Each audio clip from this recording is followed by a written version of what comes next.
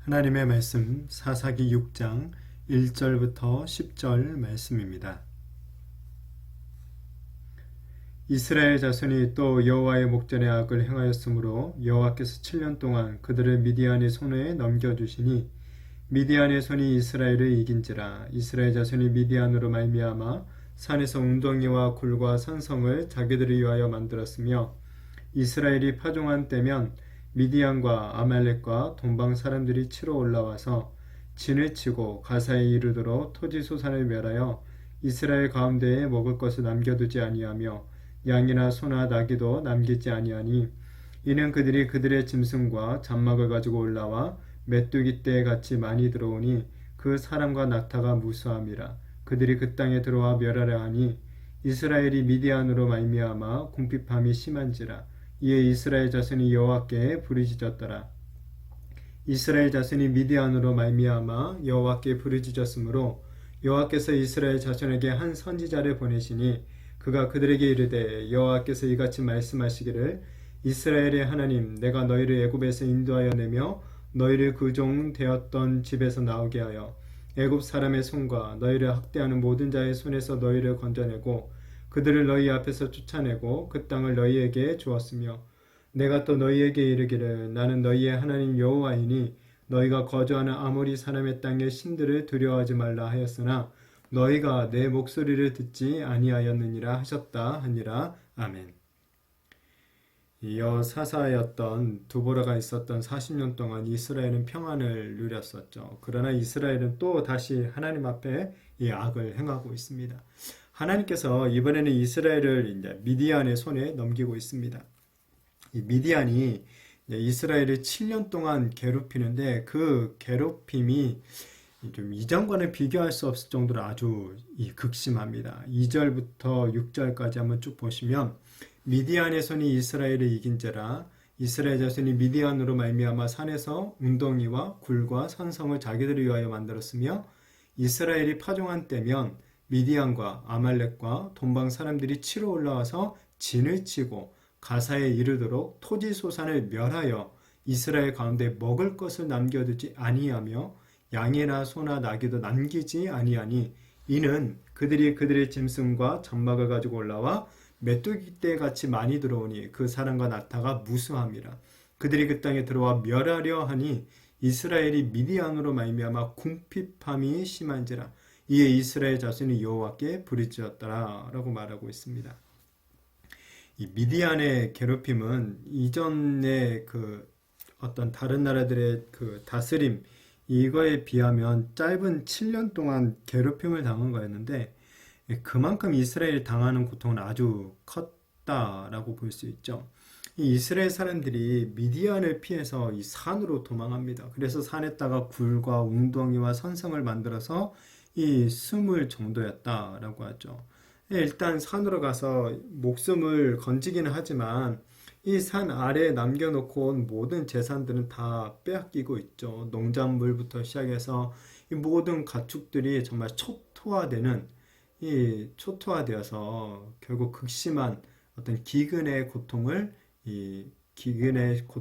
시달리게 되었다라는 것을 보게 됩니다. 이스라엘 백성들이 파종할 때부터 미디안이 이제 아예 진을 치고 들어오죠. 그래서 의도적으로 이 이스라엘을 괴롭히고 있습니다. 그러니까 이스라엘이 아예 멸망하기까지 이렇게 이제 바라면서 괴롭혔던 것이죠.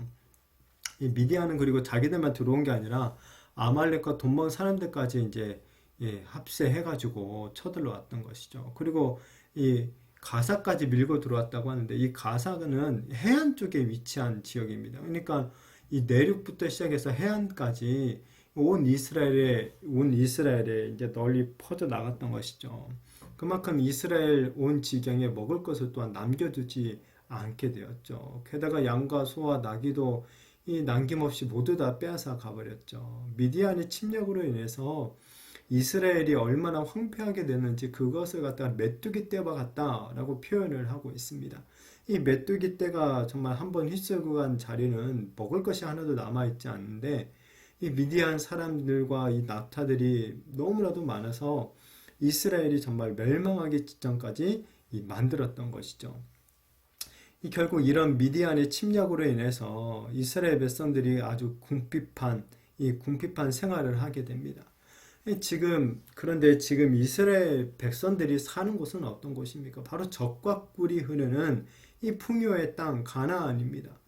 이 옛날에 여호수아와 갈렙이 이제 정탐을 하고 돌아올 때 그 땅에서 포도나무 하나를 배 가지고 오죠. 근데 그게 얼마나 풍성한지 이 두 사람이 어깨에 메고 올 정도로 먹을 것이 정말 풍부한 그런 땅이 가나안입니다.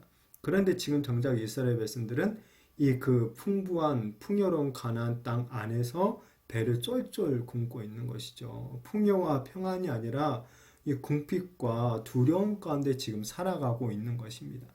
이렇게 된 것은 바로 이스라엘이 하나님 앞에서 악을 행했기 때문에 그렇죠. 곧 하나님을 버리고 이 우상을 따라갔기 때문에 그렇습니다. 풍요의 땅에서 궁핍함을 맞이하게 된 것, 이스라엘이 자초한 일이라는 것이죠.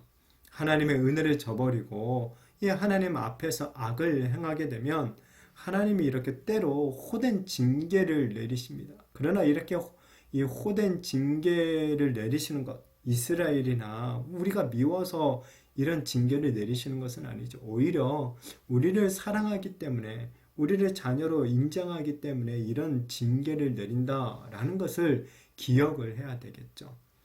자, 이렇게 이제 미디안으로 인해서 극심한 고통을 당한 이스라엘이 다시 하나님을 찾고 있죠. 부르짖고 있습니다. 하나님께. 그래서 하나님께서 이 부르짖음에 응답을 주시는데, 이번에는 참 특이하게도 이 사사를 세우기에 앞서서 먼저 한 선지자를 보내셔서 말씀을 주시죠. 8절부터 10절에 보시면 여호와께서 이스라엘 자손에게 한 선지자를 보내시니 그가 그들에게 이르되 여호와께서 이같이 말씀하시기를 이스라엘의 하나님, 내가 너희를 애굽에서 인도하여 내며 너희를 그 종 되었던 집에서 나오게 하여 애굽 사람의 손과 너희를 학대하는 모든 자의 손에서 너희를 건져내고 그들을 너희 앞에서 쫓아내고 그 땅을 너희에게 주었으며 내가 또 너희에게 이르기를 나는 너희의 하나님 여호와이니 너희가 거주하는 아모리 사람의 땅의 신들을 두려워하지 말라 하였으나 너희가 내 목소리를 듣지 아니하였느니라 하셨다 하니라 라고 말씀을 전달해 주고 있습니다. 하나님은 이 선지자를 통해서 먼저 이스라엘로 하여금 이 과거에 하나님께서 베푸신 구원의 은혜를 기억나게 해주시는 것이죠. 이 애굽의 억압에서 이스라엘을 구원해내시고 젖과 꿀이 흐르는 가나안 땅을 은혜로 주신 것을 말씀해주고 있습니다. 그러면서 지금 이스라엘이 당하는 이 모든 고통의 원인은 바로 이스라엘이 하나님의 말씀을 듣지 않았기 때문이다 라고 지적을 하고 있는 거죠. 하나님께서는 이스라엘 백성들에게 가나안 땅을 주시면서 한 가지 명령을 주셨죠. 바로 아모리 사람의 땅의 신들, 그러니까 가나안의 우상들을 두려워하지 말라, 그들을 섬기지 말라라고 말씀하셨습니다. 그런데 이스라엘이 이런 하나님의 명령에 배반을 한 거죠. 하나님보다 눈에 보이는 가나안 우상들을 갖다 더 두려워하고, 그 우상들을 섬기는 가나안 사람들을 갖다가 부러워하면서 그 우상들이 자기들에게 복을 줄 것이라고 착각하고 하나님을 배반하고 그 우상들을 섬겼던 것이죠. 자, 하나님은 이렇게 사사를 보내서 이스라엘을 구원하시기 전에 먼저 이 선지자를 보내 이스라엘에게 말씀을 주고 있는 게 특이하죠.